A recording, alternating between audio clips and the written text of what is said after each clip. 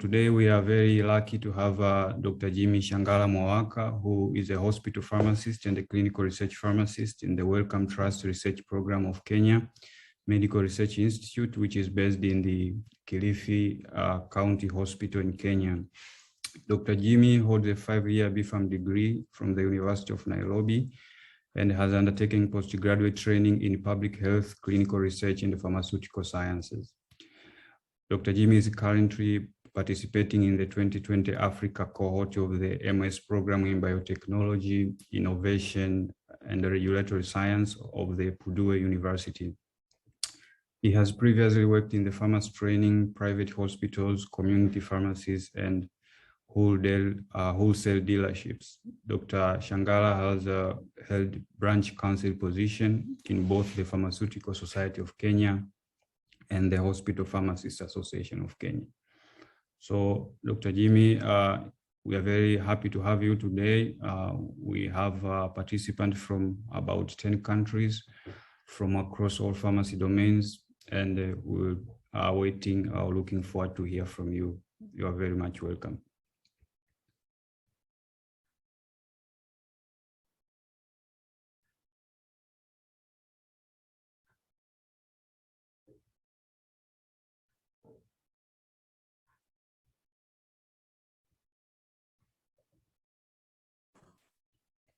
Dr. Jimmy, Hello. can you unmute yourself?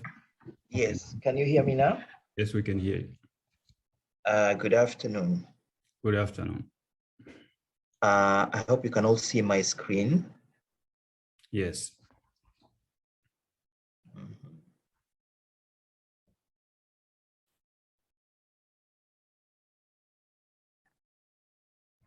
Maybe we can all type in the chat who is in the house so that we know. Just type your name and your sector and your country, if you don't mind.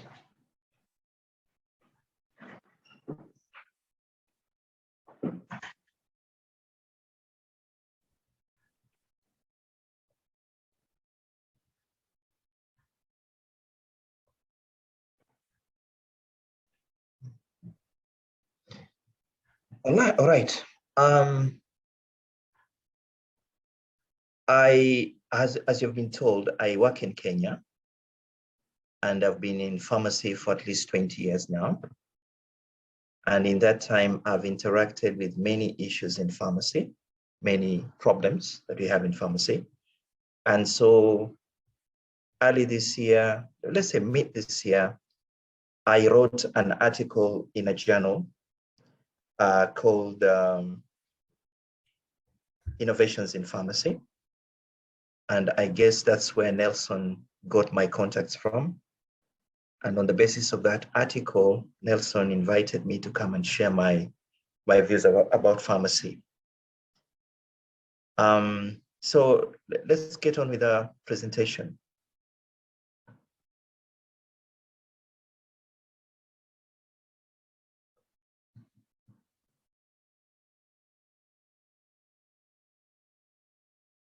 So again, that is the full title of the article.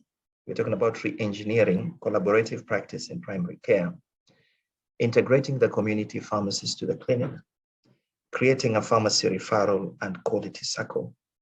So there are several elements. Number one, we are concerned about collaborative practice, which I believe most of us are familiar with. We're talking about primary care, so that's about the community. And we're talking about integrating the community pharmacist to the clinic. And then we want to create a pharmacy referral system, and we want to develop a quality cycle. So all those in one. So I'll try to see whether I'll be able to get you to agree with me on what I came up with.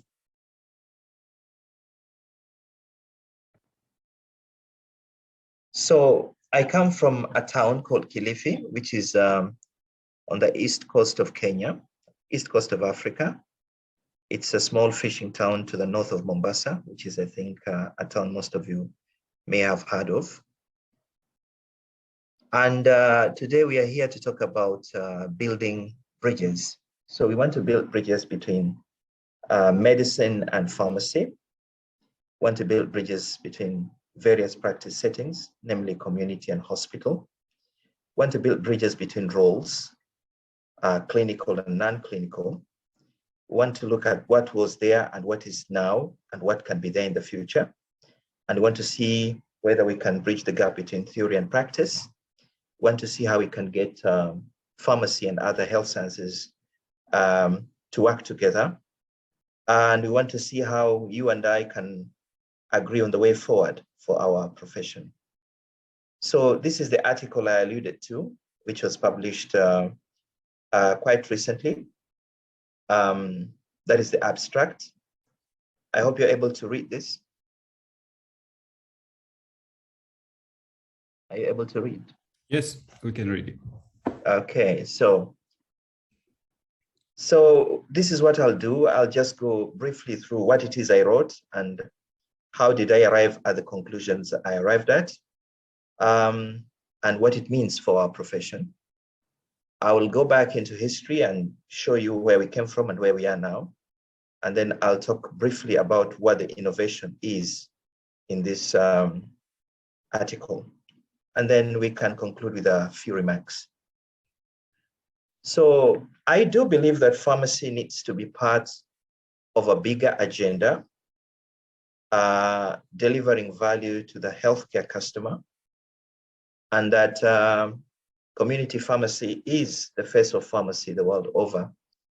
And therefore we should ensure that we get maximum productivity out of community pharmacy. I also do believe that interprofessional collaboration is a norm that now needs to be institutionalized, and that pharmacy is part of a much larger value chain. I also believe that quality begins with the consumer in mind, and that quality should be planned for. Now, both clinical and community pharmacists are experts in their own right, and they both bring valuable complementary contributions to patient care.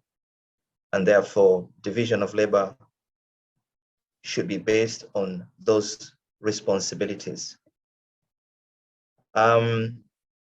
We also need to look at what clinical pharmacy's role should be. How are we supposed to understand it? And here I am proposing a model that fully integrates both clinical and community pharmacists, as well as non-clinical hospital pharmacists in the health system. So that is basically what I'm about. So I will take you back to history, because I think history is important at all times. In 1950, the first clinical pharmacy training program was implemented at the University of South California, and it was a postgraduate PharmD. And the University of California in San Francisco followed suit in 1955. So that's how old clinical pharmacy is in the whole world. In 1952, something interesting happened in community pharmacy in the state of Virginia in the United States of America. There was a certain gentleman called Eugene V. White, who was a community pharmacist. And he looked at his practice and started questioning himself about the value of pharmacy and whether we can give more value to the customer, pharmacy customer. And he did a few radical things. Number one, he started counseling patients about their medications, which was something at that time forbidden by the Code of Ethics. He also started keeping records of his patients, and most importantly, developed something called a patient medication record, which was a card filled in duplicate. And in this card, he filled in the details of the medicines given, the doses, the routes, and the name of the doctor who had prescribed. And this card was supposed to coordinate care of the patient, because patients, just like they do today, would visit various doctors and sometimes various pharmacies, getting care and medicines. And therefore, there was need to have a tool that would help people track what medicines the patient was using. And if a patient had experienced an allergy or some misadventure, it would be the card. And that patient medication card would be held both at the pharmacy and by the patient himself. Now, the other thing that Eugene did was to stop the display of medicines in pharmacy. So he locked up all the medicines in, closed cupboards, closed compartments. And when you came into pharmacy, you'd not see those products. The other thing he did was he actually changed the name of his pharmacy, and he simply called his pharmacy Eugene V. White Pharmacist. So he transformed it from a business to an office. And so Eugene V. White pioneered what is called office-based pharmacy practice. In 1952, the American Society for Health System Pharmacists implemented the first hospital pharmacy residency program. And residency is a way of training people, and you train them in the environment in which they will eventually work. So it's practical training as opposed to classroom training. And it's supposed to give you specialized skills for your kind of work. In 1953, for the first time, the AASHP developed standards for hospital pharmacy practice. In 1952, I think we have already gone through that. In 1957, a hospital pharmacist at the University of Kentucky began this thing we so much talk about in clinical pharmacy, the hospital ward round. So that was in 1957. And in 1962, that same university, which has its own hospital pharmacy, implemented or initiated or set up the first drug information center. And in 1988, a man by the name of Douglas Hepler came up with the concept of pharmaceutical care that I believe most of us know about and talk about quite a lot. In 1992, the ACCP adopted the PharmD as the sole entry qualification for pharmacy practice in the US, which essentially means that all pharmacists would become clinical pharmacists, and pharmacy would become a clinical profession. And it would become an advanced degree. The PharmD would be an advanced degree, just like the MD is for medicine. And in 1999, the American Society for Health System Pharmacists started the first community pharmacy residency programs. Now, they too, at this point decided that community pharmacy had to become a specialist area of practice. So what we know is that today, many countries in the world train pharmacists to be clinical pharmacists at the postgraduate level, or at least many countries do have postgraduate programs in clinical pharmacy. And in the developed world, the scope of pharmacy practice is limited to hospital and community practice. I probably need to explain this to you, that unlike Africa and most of the developed world, where pharmacists are quite involved in pharmaceutical manufacturing and pharmaceutical distribution, in the developed world, what they consider to be pharmacy practice is basically hospital pharmacy and community pharmacy or ambulatory care, where someone has some interaction with a patient. So it's important to bear that in mind. So clinical pharmacists work mainly in the hospital setting, and community pharmacists and hospital pharmacists mostly work in a distributive role. I'd like to emphasize that both the clinical and the community pharmacists, or those who work in a clinical role or distributive role, they are united in one thing, and that thing is their expertise in the product. This expertise is the mission for which they exist, and this expertise actually gives them their identity as pharmacists. So it is important to think about how both sectors can actually work together. Now, I don't know whether you can see this picture. Are you able to see it? Maybe we can try to zoom in. It is visible. So here I've just summarized for you the many developments around the world that we have attained in pharmacy. And these words actually mean a lot of things. Okay, maybe the ones you're more familiar with is the word patient-oriented practice as opposed to product-oriented. But you'll also know that there's another one which is more advanced, and they say patient-centered. We also have MTM, which is medication therapy management, which allows the pharmacist to work more or less independently. We have the term consultant pharmacist, which is very common in places like Australia, where pharmacists visit nursing homes to review how medications are used, how medications are administered, or how they are stored. And these nursing homes are usually under the care of a nurse. These nurses work more or less independently, but once in a while, a physician will pass by and offer some advice or when requested to do so. We have the term medicines management, which is very common in the UK, which is more or less like MTM, but now medicines management is done within a larger team of healthcare professionals.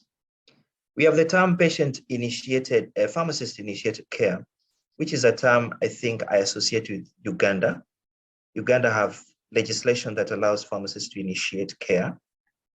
We have the term collaborative practice agreements, and these are found in the US, where a pharmacist will sign a contract with a physician so that the pharmacist works as a clinical provider, but under the supervision of the physician. So they agree on what kind of diseases to treat, what kind of drugs to work with, and the pharmacist will basically be working on a very narrow range of disease states.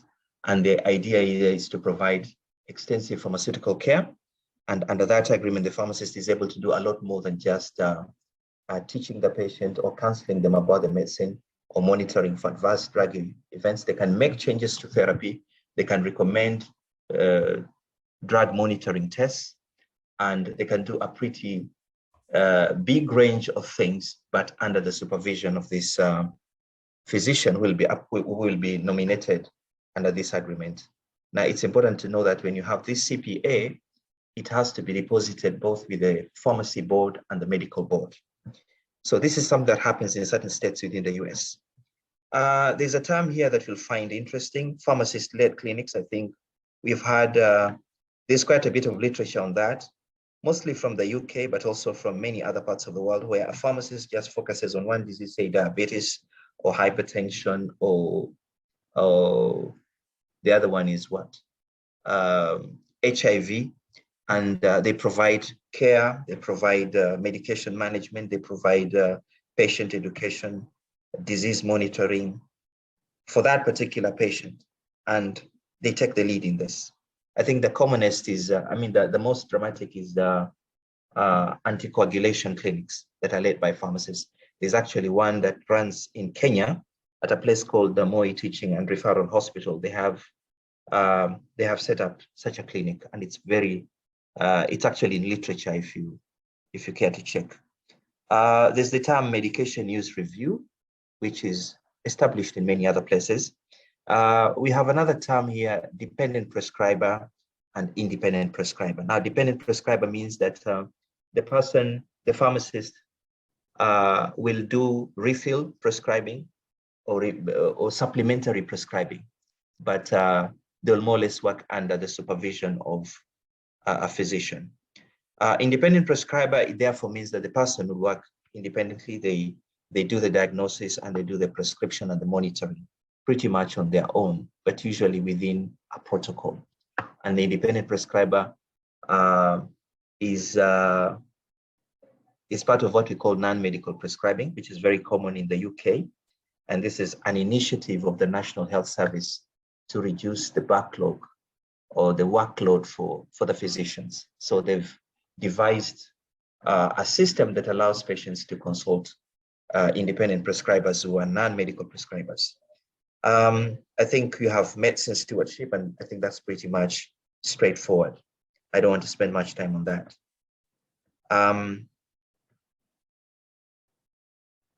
Okay, so you are here. So, what are our concerns?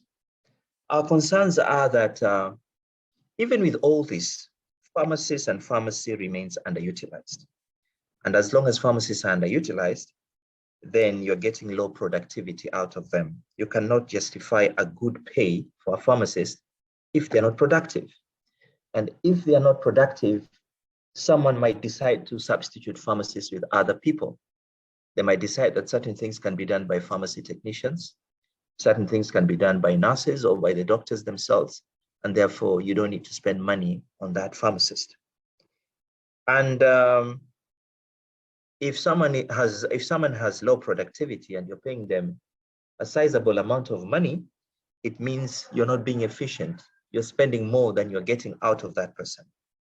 And therefore, you're going to have debates as to whether we should replace pharmacists with technicians, or how can we have technicians working alongside pharmacists?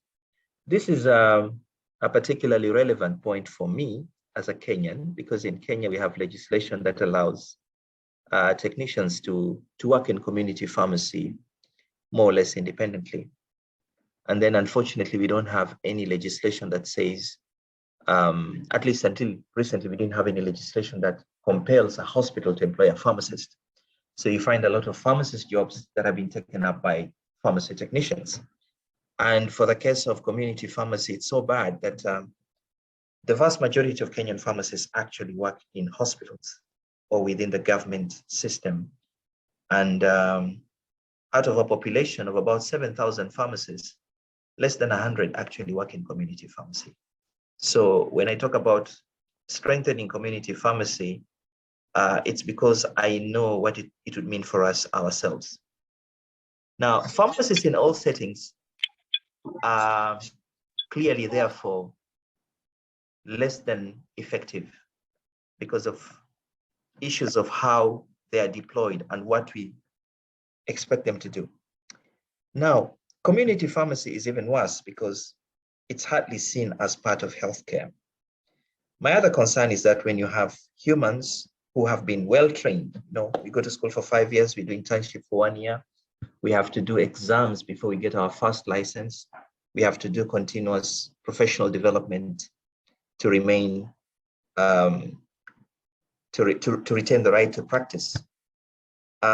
If now you employ a pharmacist and you don't know how to deploy them well, number one, you're going to lose their skills. And two, you will not be able to develop whatever capabilities they have. That is a type of waste that we need to deal with. The other type of waste is where we have a prescription written, a patient has waited for that prescription. They come to pharmacy, then the pharmacist says there's something wrong with the prescription, it has to be corrected. You have to communicate, you spend time to communicate, you spend money to communicate, you keep the patient waiting, you make the patient very anxious because you're saying the doctor did something wrong. You have to find that doctor to talk to them. Sometimes it's not even easy to talk to them. So you're basically reworking what somebody did. And I'm asking myself whether there isn't a better way of doing that. The other issue that I consider to be a waste is when you give advice to a patient or to a clinician, then the clinician has to decide whether to implement it or not. And I think you will be familiar with literature that has looked at how often advice from a pharmacist is taken up or implemented. So every time you give advice that cannot be implemented, you're actually wasting resources. You're wasting time, you're wasting effort, and that's not the best way to do things. It's a waste, and we have to think about how we can reduce that waste. So I think all these are symptoms of much bigger problems. And I think the biggest problem for me is that there is lack of integration of the pharmacist within the healthcare system. And therefore, first of all, pharmacists participate indirectly or peripherally in healthcare delivery. And then there's low uptake of pharmacist interventions, as you have said. And then a lot of the things that we do as pharmacists in the area of cognitive services is reactive rather than proactive. And all this has to do with the way we deploy pharmacists. Where do we send pharmacists to work? where do we want pharmacists to work? That alone has contributed to all these issues we're talking about. So we've also noted that when a patient comes to hospital, they will be attended to by the healthcare team, and they will probably be attended to by a clinical pharmacist. But then when they go out of the hospital, maybe with a prescription, they will still be attended by community pharmacists.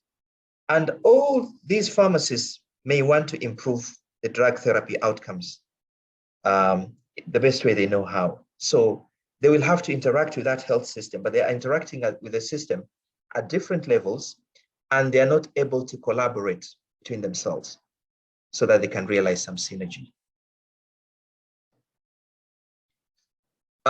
We need to think of a solution, and that solution should be the kind of solution that basically moves us a step forward. We have a lot of models of practice. We have a lot of success stories of projects that people have set up to deliver one service or another in pharmacy. People have come up with initiatives to improve outcomes in many other areas. But we need to think about how we can consolidate that and move a step further so that we have a framework. And that framework should be one that is understood and accepted across the board. It should be a formal framework, and it should be a self-sustaining framework. And it should be a framework that we can scale up. And it should be a framework that is friendly to the customer. So, having realized that both the clinical and the community pharmacists are experts in their own right, we have to think about how we can re-engineer their capabilities, their responsibilities. And whatever interventions we are now thinking of, we need to see how we can make those more generalized rather than sporadic. I was fortunate to travel to the US, and I thought US is the place where everybody is a clinical pharmacist, but I was actually surprised. I was disappointed. I went to a pharmacy and I couldn't speak to the pharmacist. The only person I managed to speak to was a student pharmacist who was at the counter, and the pharmacist was busy running up and down doing all manner of things, well, including immunization, but the pharmacist was extremely inaccessible to me. I tried to go to a hospital and ask to see a pharmacist, and I was shocked to find a very tiny window in the wall of the pharmacy. And I was told, if you want to speak to the pharmacist, you'll have to go through administration to explain why you want to speak to the pharmacist, and so on and so forth. Now you can imagine a country like the US has over 50,000 pharmacists, and more than 3/4 work in community pharmacy. And they're also busy dispensing prescriptions. How many are actually doing pharmacy interventions? I'll leave that for you to think.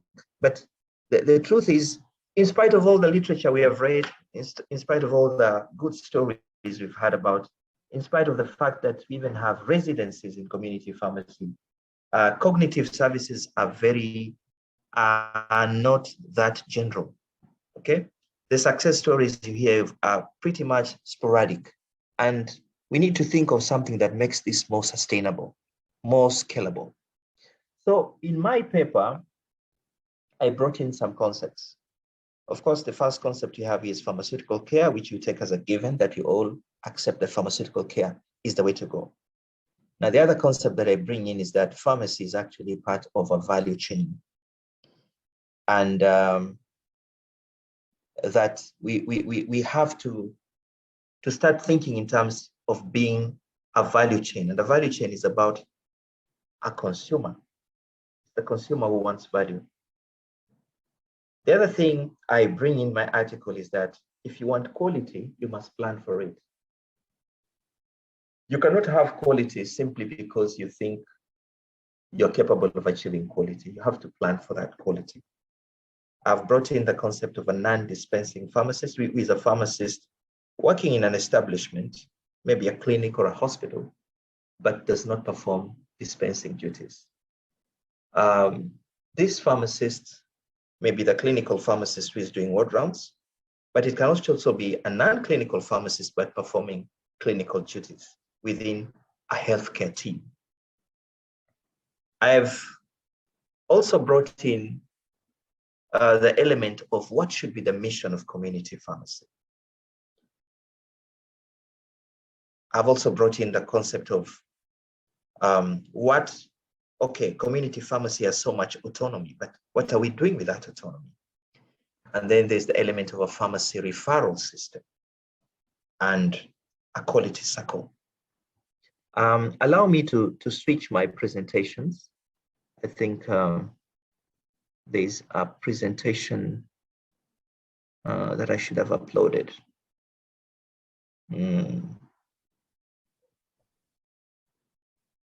Okay, so I think my presentation should have been here.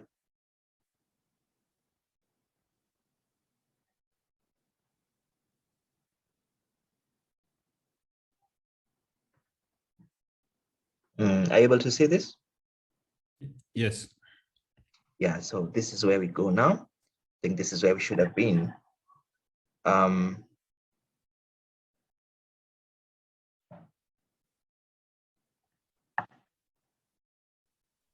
Okay, so we go to presentation mode.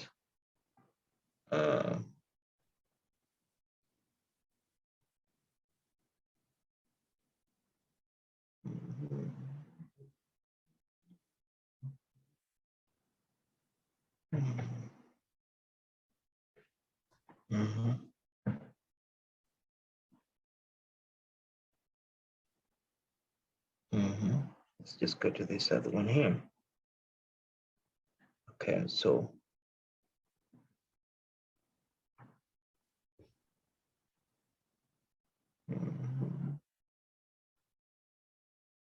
feel free to type your comments in the chat, because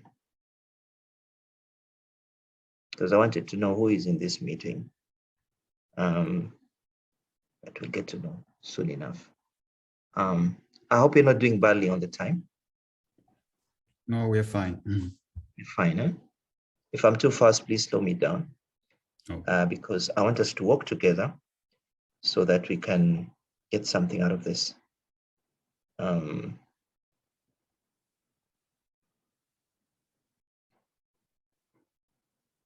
right, so I'm trying to, I don't know how I can switch this. I'm just trying to change this. Okay. Share.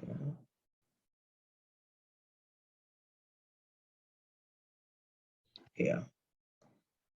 Okay.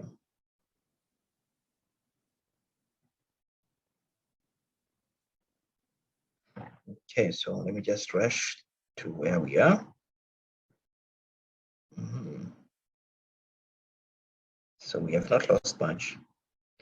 Yeah, pretty much. So this is the value chain I'm talking about.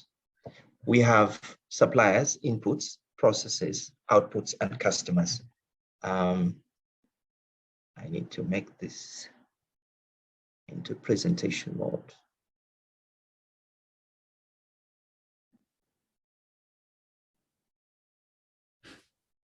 Maybe you can use the button below here to the right, the screen share. Screen share. Like, yeah, to the where you were. Just on the left of the minus sign, yes. Yep. Good. Thank you so much. Thank you so much. So this is what happens in the pharmacy value chain. We have people who are called suppliers. Suppliers. Now we're talking about dispensing. So before we start dispensing, we need to get prescriptions, we need to have medicines, and we must have patient information. And I would dare say we need to have our own expertise going into the process. It's an input to the process. And who are our suppliers? We need the patients who come in with their needs. We need pharmacy staff to support us in dispensing. We need physicians to give us prescriptions. We need nurses to communicate to us what it is they need. We need the product, and we need those who sell the product to give us the product. So where do we intervene? We intervene when we are dispensing. all this work has been done, all these inputs have been done, then at this point here, we notice there's something wrong with prescriptions. We are verifying. Then at this point, we stop everything and we start looking for the doctor here to tell him there's something wrong with the prescription. So I'm saying that is a waste. We need to have a pharmacist making the input required at this point here, working very close with the physician so that before the prescription is handed to the patient, a pharmacist will have reviewed it. A pharmacist would have looked at it. A pharmacist would have made a decision about whether it's appropriate or not before it reaches here. So what value do we bring into this chain as pharmacists? So for the clinical pharmacist or the clinic embedded pharmacist, the value can be added at this point here. It can be part of the inputs that reach the pharmacist here who is dispensing. And for the person dispensing here, we have a role to ensure the products we're supplying are of good quality.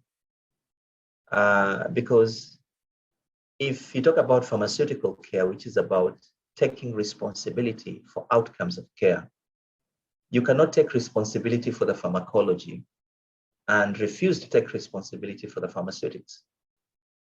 You must, as a professional, take responsibility to conduct due diligence to make sure that you actually have good quality products and that your products are stored well and that your products are dispensed with the correct information, that your products are dispensed in a manner that reflects the intention of the prescriber. That's if you've agreed that you're going to dispense according to what the prescriber has indicated. You have to take time to ensure that there are no dispensing errors, that you're doing good dispensing practices. And then once you've done all this, then the patient gets the value they need from you in order that they're able to use a product that gives them the outcomes that we all desire. So I'm saying there's a bigger role for community pharmacy in ensuring that we limit misadventures due to poor quality products and dispensing errors. And then our outputs, therefore, is the product that we give the patient together with the information and the patient education and all other information that can help our customer, who is the patient, their families, to get what they want. So that is one way of looking at the pharmacy chain. So I talked about process reengineering, and process reengineering is a concept from the business world, from the quality science space, where people talk about, you look at your core business processes and you think about how you can dramatically improve productivity, reduce cycle times, and improve the quality. So what you need to do is to look at your chain, the value chain, and ask yourself, are there things I'm duplicating? Are there things that I can do without? Are there things that are prone to error and therefore need closer attention? Are there points within the chain where there are delays or there are inefficiencies of any kind? So that's what process engineering is about. So what is our goal? What should be our goal? Having looked at the whole landscape of what pharmacy has been and what it is today and where the profession is today, I think our goal should be to integrate community pharmacy to the clinic. And to do that, we need to find the route of least resistance. There may be many other ways to achieve that. One of the ways that people have tried is to see whether the physician and community pharmacists can talk with one another. But if you look at literature, there have been challenges, okay? There are issues of trust, there are issues of distance, there are issues of communication channels. There are issues of willingness to collaborate. It has been tried, but it has not worked very well because of issues that are related to the design of that relationship. And this is what we're trying to fix. So we're trying to see, is there a route that would give us what we want? Because at the end of the day, we want to make sure that as the patient moves from the clinician in the clinic, in the hospital, to the community pharmacy, they actually experience care that is not interrupted. They don't look at it like this is someone trying to start doing something new. I want them to see it as it is part of the process. That you've seen the doctor, you'll eventually see the pharmacist, and you get what you want. How can we improve that experience for the patient, for the pharmacy consumer, for the pharmacy customer? This is what I'm thinking about. So I think we have said this already. I want us to move further. So the quality, there's something I need to explain. I think I've told you about the mission of community pharmacy. There's the other issue here that in the healthcare space, whenever we have talked about expanding the scope of the pharmacist, we actually do that by getting into another person's space. I don't know if they understand me. When we say we want pharmacists to start immunizing patients, to start offering immunization, we're actually saying we don't want nurses to do that. We don't want physicians to do that. We want pharmacists to do that. So you have taken somebody's territory in order to expand your own. Now, the way things are structured is that the clinician who is in the hospital and the pharmacist who is in the community pharmacy are worlds apart. Okay, there's a big distance between them. The way they look at things, the way they process things, the way they approach things is totally different. And sometimes their interests are at cross purposes. They don't seem to want the same thing at the same time. So there are certain choices we have to make, okay? The community pharmacy is attractive to me, and as it should be to everybody else, because it's the only place in pharmacy where a pharmacist can make their own decisions. They have autonomy. In hospital pharmacy, your autonomy is limited. It can be limited by the way the work is structured, the way the work is divided by institutional processes. But in a community pharmacy, the pharmacist is in his own practice. So it's important for us to appreciate that there is autonomy in community pharmacy and see how we can use it. But how has the community pharmacist used his autonomy? You'll agree with me that he has not used it very well, or he has failed to use it. And therefore, as a result of that, what we see is there's going to be a push to take a lot more pharmaceutical work from the community pharmacist, maybe to the hospital or even to the clinician. So it is a choice you have to make. Do we redistribute the autonomy of the community pharmacist to the clinical pharmacist who is in the hospital or to other healthcare professionals? Because I believe that what we do in community pharmacy, we don't do it for ourselves, we do it for the patient. But we should be accountable to somebody. To date, I think that accountability has never been there. The other thing is about pharmacy referral. Now, do we know if you as a pharmacist decide to do pharmacist-initiated care, and then you want to refer the patient to another healthcare professional, how do you do that? Where do you start? Do you have a formal channel where you can refer a patient with notes and say, this is what I did, and therefore, can you take over from here? All right. We are also thinking of referral in the opposite direction. A patient has been seen by a physician and they've decided this is a long-term chronic care issue. They have diabetes. What they need is frequent monitoring. They need frequent education and frequent support to adhere to therapy and to identify complications early enough. So the best person to do that, let it be done by the pharmacist, right? Or we have decided that now we need people to be vaccinated, like, as it is right now.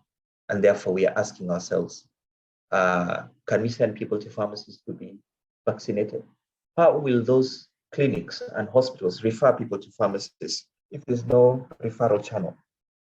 So we need to have a referral channel that allows information to flow in both ways. And finally, there's the concept of How many more minutes do we have? Okay. We have up to 15 minutes. You can conclude. 15 minutes to conclude, eh? Yes. All right. So quality circle means you have people who are doing similar work and they take responsibility to analyze how well they're doing, to see whether there are problems and how they can solve those problems. So I'm trying to create that circle. All right. So in my next slide, I'll talk about all these things. So what is the innovation in that paper? The innovation is that we need clinics and hospitals to have a pharmacist that we'll call a clinic embedded pharmacist. This is a pharmacist who will spend as much time with the patient as every other healthcare team member. They will be right there when patient is seen, or if they're not there, then they have access to the patient medical information. Now, this clinic-based pharmacist will now integrate other pharmacists into that team. We'll use that pharmacist to integrate other people into the team. And the other people we need to integrate here are, say, the pharmacist who works in the dispensary, who is not necessarily on the ward or in the clinic, and the community pharmacist. How do we bring them now into that team? We use this clinic embedded pharmacist. And this is supposed to create a seamless transition from the hospital to community pharmacy. And then this clinic embedded pharmacist will now be the person coordinating interactions between the clinic and the community pharmacy, or between the clinic and the dispensary-based pharmacist. So what does it really look like? Once you've done that, you'll have created a referral channel that allows information to flow from the clinic to the community pharmacy and also in the reverse direction. And under this model, I'm suggesting that a lot of pharmacist interventions will not happen at the community pharmacy. Because we have a pharmacist embedded in the team, this pharmacist will actually make most of those interventions. But if there's need to make interventions at the level of community pharmacy, then those interventions will be communicated to the clinic-based pharmacist, who will then find a way of getting them implemented, okay? Because he has a working relationship with the physicians who work in his team, in his clinic, and he's in a better position to understand the position, the point of view of the pharmacist in the community, and be able to bring on board this kind of input that the community pharmacist wants to make to the care of the patient. And once we have done that, we'll have created a community of practice. What do I mean by that? We have the community pharmacist working closely with a hospital-based clinic-embedded pharmacist, and the clinic-based embedded pharmacist is working with the rest of the healthcare team. So these people actually become a much bigger virtual team, so that when the patient is being treated, at the hospital and they're getting a prescription which will be dispensed at the community pharmacy, they will actually feel like they are still under the care of the hospital, because the community pharmacist is actually acting as a contracted party to the clinic or to the hospital. So this is what it will look like. You have this clinic embedded pharmacist who is in contact with the physicians and nurses. He's also in contact with the patients and caregivers. But this clinic embedded pharmacist is the only link between the other pharmacists and the physicians and nurses. The other pharmacists can interact with the patient and caregivers, but they don't have to have that direct communication with physicians and nurses. They can do that through this clinic embedded pharmacist, because this will be a repository of a lot of information. This person has access to the patient medication file. They have access to the physician seeing the patient. And I'm thinking that this is the kind of thing we need, especially in Africa, where most of the time patients go to hospital, but they can't get medicines in hospital. They have to go to the community. So when they go to the community and the community pharmacist has a concern about the prescription, how easy is it for the community pharmacist to actually locate the physician who wrote the prescription? But it will be easy for the pharmacist in the community to know who the clinic embedded pharmacist is in that clinic and communicate with them. And at the end of it all, what you want is positive outcomes for the patient. So why do I think this is a good thing? This is a good thing because community pharmacy would do better if it was part of this referral and quality circle. I think many people who wanted to initiate MTM clinics at their pharmacies have had a problem that patients keep moving from one pharmacy to another, and patients come to you, but you don't have their medical records. You cannot get access to information about their care. It becomes very difficult. So here, I think this community pharmacist can actually access any information it needs from the pharmacist who is based in the clinic. And for the first time, therefore, community pharmacy would be part and parcel of the healthcare system, so that whatever interventions you do at the hospital pharmacy, they become part of national statistics for healthcare services. Patients could actually be registered with a pharmacy, okay? And pharmacists can access patient medical file, okay? So this system makes the community pharmacist accountable to the clinical pharmacist, and it also offers the clinical pharmacist an opportunity to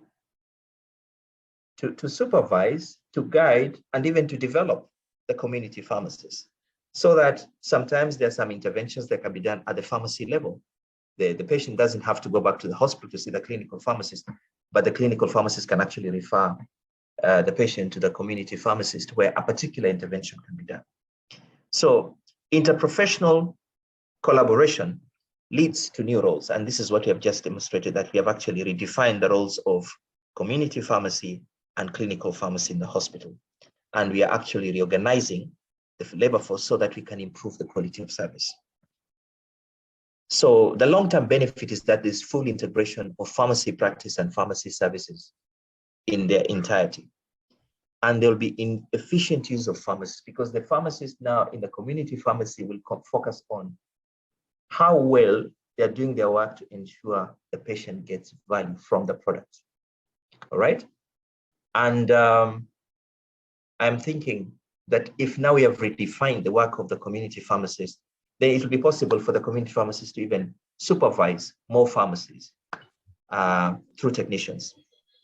And community pharmacists will therefore become gatekeepers of the healthcare system, because patients can come with their symptoms, they'll be clerked by the pharmacist, and the pharmacist can make referrals to clinics and hospitals. And community pharmacists will become dependent prescribers, and they'll become extenders of clinical pharmacists. This should inform the way we are going to be training pharmacists in the future, especially those who work in community pharmacy. We will actually have to think about what kind of skills they really need. There are implications for patient referral. We have actually redefined what people should be doing where they are. And there are very many benefits for pharmacy practice in developing nations. So if you wanted to implement this, this is how I think you can implement it. You can start by hiring a pharmacist that you're going to make the coordinating clinical pharmacist for your clinic.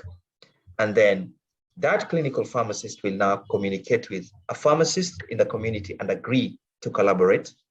And then it can also be the other way around, the community pharmacist seeking to collaborate with the clinical pharmacist.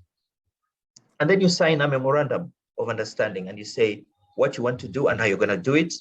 And then once you've succeeded with a single pair of pharmacists in the clinic and pharmacists in the community, you can expand the network by bringing on board other community pharmacists. And by so doing, you're now creating that community of practice, where now you have a whole team of community pharmacists working with a particular hospital, clinic, or medical practice group. So for this to happen, we actually need to start thinking of initiating dialogue on the quality of healthcare. All right. I think in the past, when people wanted to sell pharmacy services, they were talking a lot about adverse drug reactions. Now, adverse drug reactions are not the only problem you can have with pharmacies or health services. There are other quality issues in health services. And you'll get to understand those health issues, those issues of quality when you start thinking about what the consumer really wants and what is good for the consumer. Eventually, there has to be policy change to make interprofessional working the norm as a quality imperative, so that I'm thinking that in future, when people start accrediting hospitals that meet certain standards, they will be asking those hospitals not just about how many adverse drug reactions they've been able to prevent or how many mortalities they're able to prevent, but actually how well do people work collaboratively? How well do you use your team to achieve interprofessional collaboration? Because I think there is evidence that interprofessional collaboration actually leads to better outcomes. And so there should be policy to anchor that. Of course, to do that, you have to do a lot of stakeholder engagement. And there has to be that shift in our minds that when we're training community pharmacists, we're actually training them to support what happens in the hospital. We don't train community pharmacists to run as an independent sector where they see their own patients, they do their own treatments, and they make their own money. They should see themselves as part of the chain in giving care to patients. That paradigm shift has to happen in training and in practice. And then, of course, there has to be legal support that supports all these activities. And I think legal support will usually follow policy change. So in conclusion, I've put the abstract there for you. And this is the take-home message, that interprofessional collaboration is a norm, but it has to be structured. The other conclusion is that Hepler gave us a philosophy, but you have to think about how to implement it in a manner that works well. And in so doing, we need to aim to achieve full integration of the pharmacist in the health system. And we believe that by integrating community pharmacy into the clinic the way I've suggested, we're actually strengthening the community pharmacy to make it look like what it's supposed to be. It's supposed to be a health facility. It's not a business. It's not an outlet for medicines. It's actually a healthcare practice. So because it's a practice, you need to strengthen it by linking it to the healthcare system.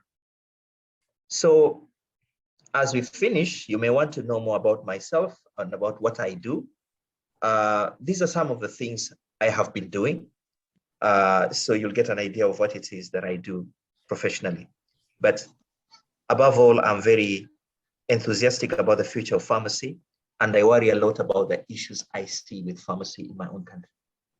I'd like to stop at this point. Thank you very much. Well, thank you very much, Dr. Mwawaka, for a very nice and insightful presentation. It was really nice and very much informative. I believe most of the participants will agree with me. And now we go directly into the session of questions and discussion. This forum has a spirit of inviting direct contributions from the participants. So you can participate by writing your question directly in the chat box. And my colleague, Mr. Joel Kibona, will take time to read them and ask on your behalf. Or you can raise your hand and ask it directly. And so I already see the hand of Deogratius Katabalo, and you can proceed and ask a question. Welcome. Thank you very much, Masota Nelson, for the opportunity.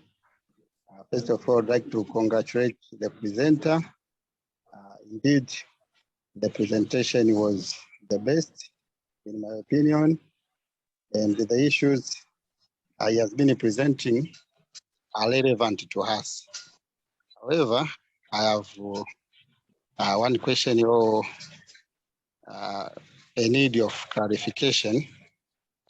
We have seen in your presentation, you gave us the history of clinical pharmacy and the community pharmacy in the US. I would like to hear from you as an expert, 20-year expert, how was the change happened in our local area, in Kenya, Uganda, Tanzania? How did clinical pharmacy came about? When did it start out, and how it went, and where it is, so that we can think if we wanted to change, we started from where. Thank you. Okay, Thank you very much. Dr. Mwawaka, you can directly respond.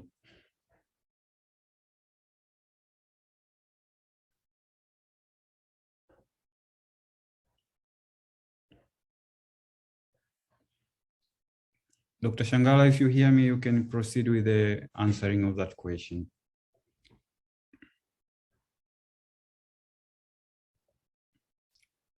I think you are muted. Yeah. Thank you very much, dear Precious. So to answer your question on clinical pharmacy in Kenya, it was first introduced in 1991. We had some two gentlemen who came from the US. They are Kenyans, but they had studied and worked in the US. And they came to the University of Nairobi and they introduced clinical pharmacy as a subject in the last 2 years of the BPharm program. Of course, there was a lot of resistance. And part of the resistance was actually from the pharmacy faculty at the University of Nairobi, because people were skeptical. They were saying, so after doing this, then what happens? So it went on from 1991 to about the year 2003. That's the first time they mounted a clinical pharmacy program. And I think they did that after Tanzania. I think Tanzania had done the clinical pharmacy program, was already running, even Uganda. So in 2002, they started training clinical pharmacists. And they've been doing that up to date. And we have a big number of clinical pharmacists in Kenya, maybe close to 100. But unfortunately, again, they work in one sector. They work in government hospitals mostly. We have not created enough demand for clinical pharmacists in private hospitals. But in government hospitals, we have a lot of clinical pharmacists. Unfortunately, in government hospital, a lot of those who go into clinical pharmacy, they don't go into clinical pharmacy so they can improve pharmacy practice. They actually go into clinical pharmacy so they can get promotions. And when they get promotions, they actually move further away from the patients. So they'll be doing other things other than seeing patients. They'll be managing public health programs. They'll be managing commodity supplies, but they'll be very far away from patient care. And that becomes very frustrating. I've told you that in Kenya, most pharmacists work in the public sector, and there are very few working in the community pharmacy. So for community pharmacy, we cannot talk about clinical pharmacy there because there's also the issue of who would pay for it. So those are the things I see in my environment, but we do have a few serious clinical pharmacists who run very good services. If you went to our national hospital, they have a clinical pharmacist for every department, and I think even every ward. And we have some that have specialized in areas like oncology, infectious disease. Others have specialized in internal medicine, neurology, psychiatry, that kind of thing. So right now we have 2 schools of pharmacy that train people for the MPharm in clinical pharmacy. There's Moi University that offers a 3-year program, and then there's the University of Nairobi that has been offering a 2-year program, but now want to offer a 3-year program. But the good thing is there's been support from government for the development of clinical pharmacy. So now we have guidelines for the formal recognition of clinical specialists so that they can progress, they can get the grades and the pay rise just like medical specialists do. So I think the goodwill is there, but maybe we don't have sufficient numbers to bring about a change. I don't know whether I've answered you, dear Gracious. So we have, I've told you, I don't know whether I've told you, we have a lot of schools of pharmacy right now, and our annual production of pharmacists is close to 500, if I'm not wrong, locally trained pharmacists, and probably another 200 trained outside Kenya. So we are putting into the market about 700 pharmacists. So we are soon going to have a lot of numbers at all levels. And I think sooner or later, we'll have to start thinking about these issues, about how best to deploy our people so that we get maximum, optimum benefit out of them. Okay, thank you very much for a nice response. I see Deogratius is saying thank you, so he's satisfied. Now I welcome Joel. Please, if you are there, you can pick some questions from the chat box and ask the presenter on behalf of those who wrote them.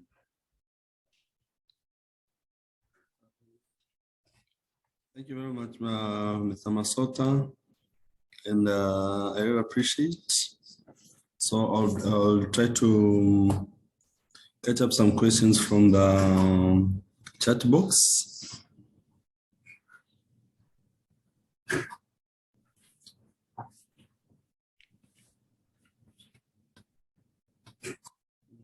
There's this one from Masha Makata.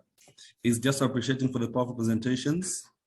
It has energized the excellent for the practice, but the question is, have you considered on the rejection or difficulties from the colleagues at the healthcare facilities? Did you consider this aspect, please? All right. All right. As it is right now, pharmacists do work in hospitals and they work in clinical roles. And the good thing is when you have majority of people working in public hospitals, you don't have the kind of tensions you have in private hospitals because the issue of money is not there. In private hospitals, it's a question of, this is the patient who is paying me. I can't allow just anybody to make interventions. But in a public hospital or even a teaching hospital, it's easier because if you say you're going to add value, no one is against that. So I think those of us who work in public hospitals have that opportunity to make that kind of change. The whole thing that we have to do is, physicians have not had a problem having pharmacists on their ward rounds. That is happening. But you see what happens is the pharmacist doesn't spend the whole day in the ward, right? And this is what I'm saying should happen now, because we want this pharmacist to be embedded in the team. And so we're simply saying the process is there, but we just need to strengthen it. And then now we need to bring in the community pharmacy as well. That is what my talk is about. So we are not asking for something that is totally new. It's something that has been happening, but we just didn't have enough content. We're just adding more content. Now we're saying this clinic embedded pharmacist will be there at the time of prescribing. So if we do it on the ward, can we also do it in the outpatient clinic? This is what I'm saying.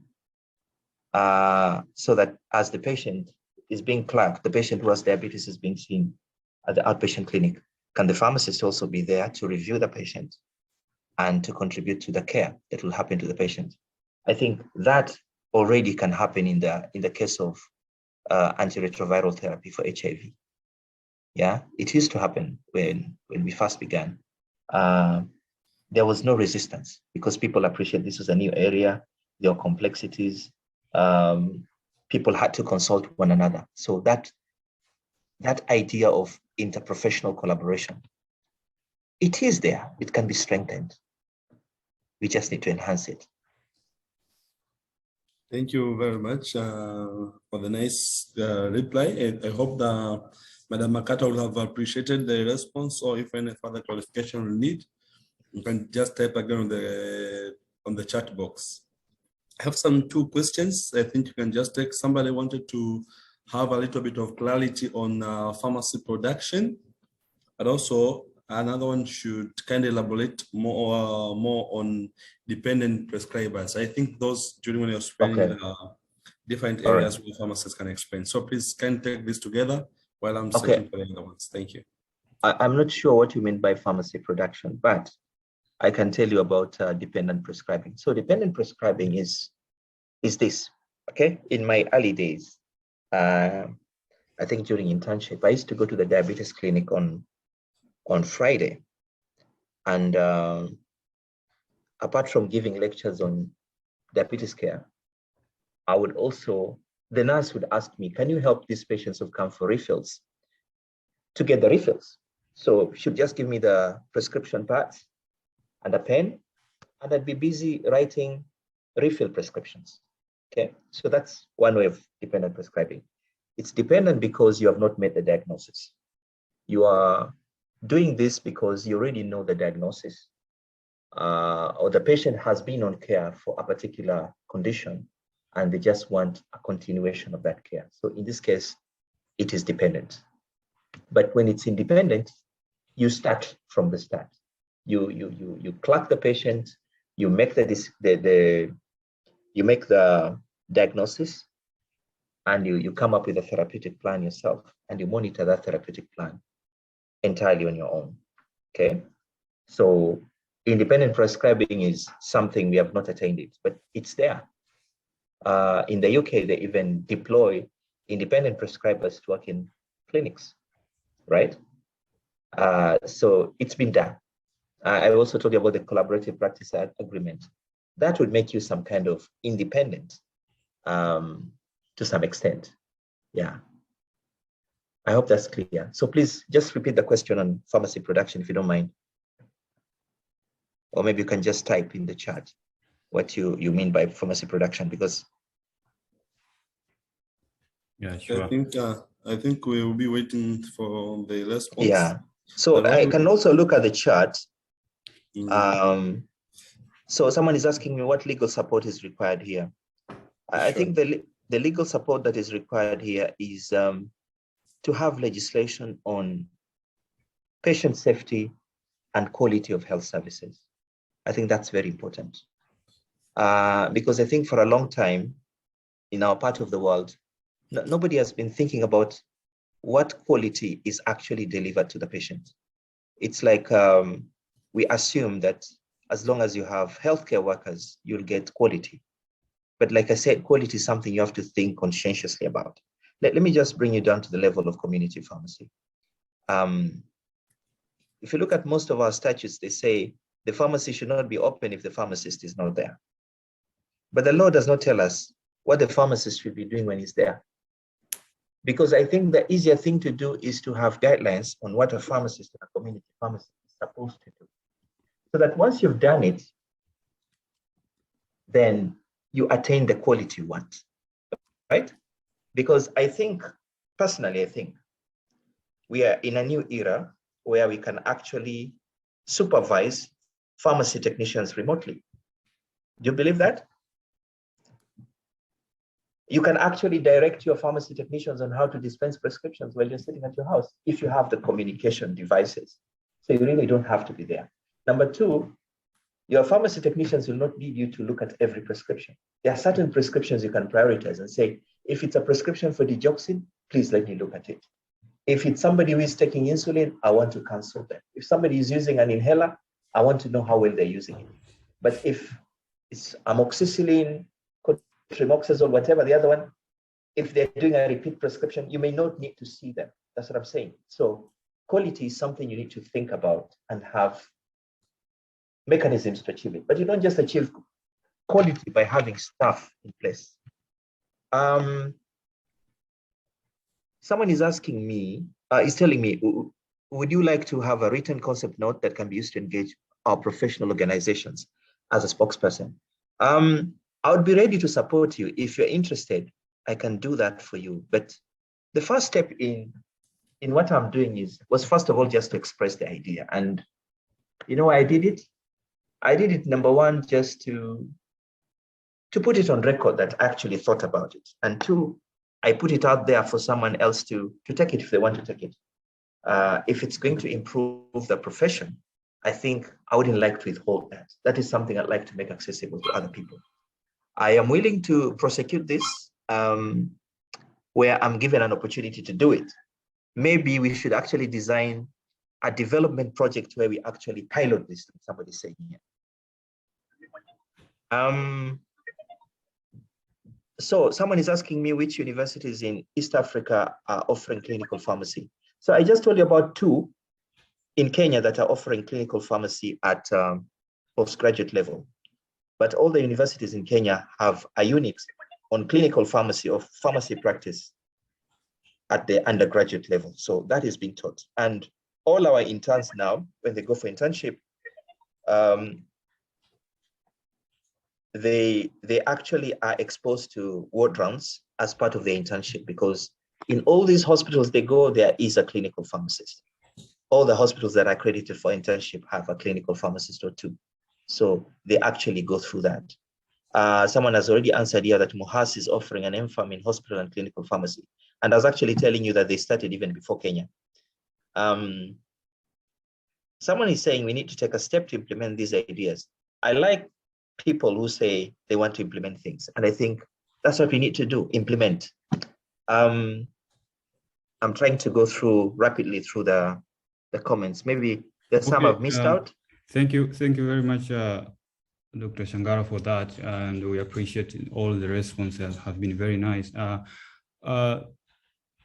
As you said, Muhimbili University in Tanzania is offering a Masters of Pharmacy in hospital and clinical pharmacy, and we have on board the head of the department of that particular department offering such program, and they have been doing some kind of work on trying to incorporate clinical pharmacists into the actual clinical practice in different hospitals in Tanzania.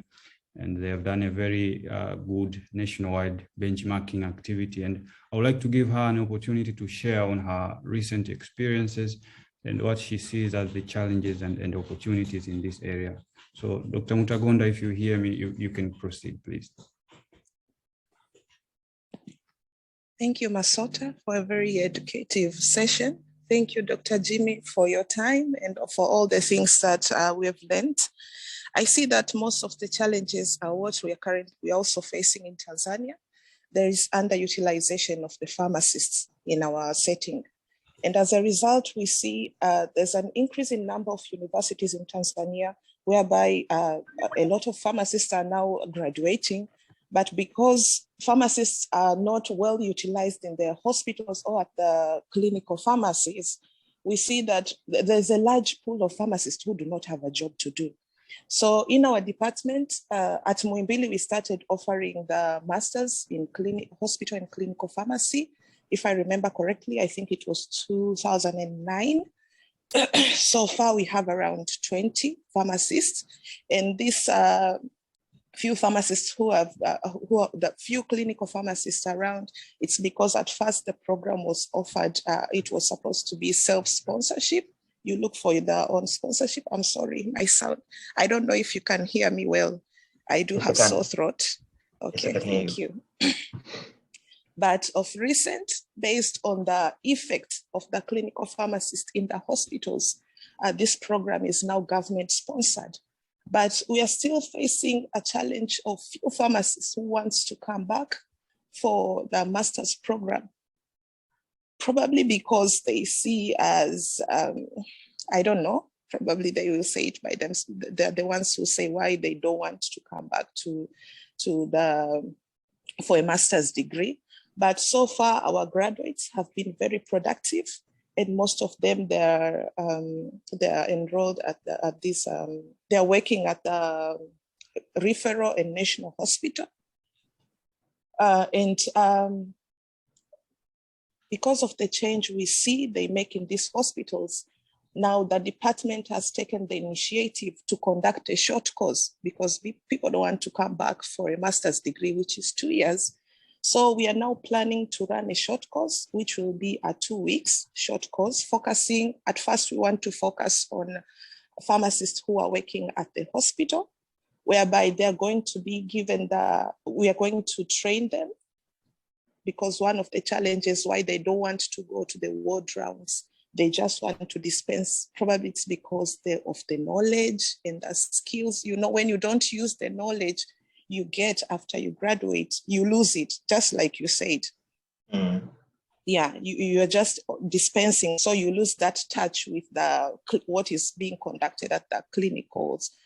Yeah, so we are planning to do that short course where we want to impart them with the skills, which will will make them a bit comfortable now to start to provide these clinical pharmacy services, to go to attend to the ward rounds, to report on adverse drug events, drug interactions, and all that. So with this short course, we hope that most of the pharmacists now will be able to make a lot of impact wherever they are, even at the dispensary levels. And now that you are talking of community pharmacists, I think that will be the next phase because they're equally important. They're the ones who are the ones to reconcile the medication from patients who are seen by different doctors. They're the ones who see most of the patients go to the pharmacists before they even go to the hospitals. So we hope that by extending this clinical pharmacy service knowledge, pharmacists will be very well utilized, taking into account that most of the pharmacists are working at the community pharmacies. Thank you very much. Thank you, Dr. Rita. I couldn't agree more with you. Well, I think in Kenya, we don't have a problem of people wanting to be trained, but the problem is using the skills once people have been trained. That has been a challenge. And maybe the challenge is we don't have enough mentors or role models. But I think we are raising the standards because I told you about the guidelines that have been published for the recognition of specialists. One of the requirements is that you must work for 5 years before you can get that specialist license. That seems to help. Okay. Kenya has had some successes in other areas because I think Kenya is probably the only country in the whole world where pharmacists and physicians are paid the same salary. And in Kenya, pharmacists can occupy pretty much any position in the hierarchy. Recently, there was a case in court where someone had suggested that a director of medical services at the county level should be a medical practitioner. And the courts agreed with us that it can be any healthcare worker. So the opportunities are there, but we are not making fast enough progress. So we need to think about consolidating. And I think forums such as these that challenge people to start thinking about doing things differently are very useful. I am surprised that I didn't know about this forum. Okay, thank you very much, Dr. Shangala, for good comments and responses. We are very happy to have you today in this presentation. You're actually the first speaker from outside Tanzania in our forum. The forum is not so much, it's quite new. Maybe that's why you did not hear about it so far. And we are committed to do this symposium every month, most likely toward the end of the month. So you can expect soon our next symposium will be toward the end of January. And we will be, we will kindly invite you too. If you can spread the word to other colleagues in Kenya. That will also be a very nice contribution to us. Thank you. Yeah, with that, I would also like to thank all the participants who took time to attend today's session. We had registrants from about 10 countries from around the world, and those who could take part either wholly or partially, we thank you very much. We will be sending the slides of this presentation as much as Dr. Shangala agrees to share his slides. Yes, and, I'm willing to share. Yeah, so thank you very much. I'm willing to share. Yeah, so if you participated today, expect our email soon with the slides of today's presentation. You can also... Yes, I'll send you the slides. Sure, thank you. You can also see the link in the chat of the publication Dr. Jim was referring to, and it's a very educative paper, and you can take time in the weekend to read it, to add knowledge to your pharmacy practice ideas, quite a lot of it. So please take time to read it. And inside this paper, there are all contacts you will need to contact Dr. Shangala. So make sure if you need his expertise, you just contact him and you can agree on further terms. So with that, I would like also to remind you, he has also shared his email address on the chat box. Yes. And you can kindly copy that. We share the news about the forthcoming symposia in our social media platform on Instagram and Facebook particularly. So make sure you follow them so that you can be informed on time. Also, we have a new Facebook, YouTube channel where you can find the videos of our previous presentations. So if you like to revisit what has been presented before and the questions and discussion in this forum, please visit the YouTube channel by the name of Farmers Forum East Africa. With that, I would like to conclude today's presentation by thank you again, all the participants, and we wish you a Happy New Year, Merry Christmas, and all good time in the forthcoming festive seasons. Thank you very much.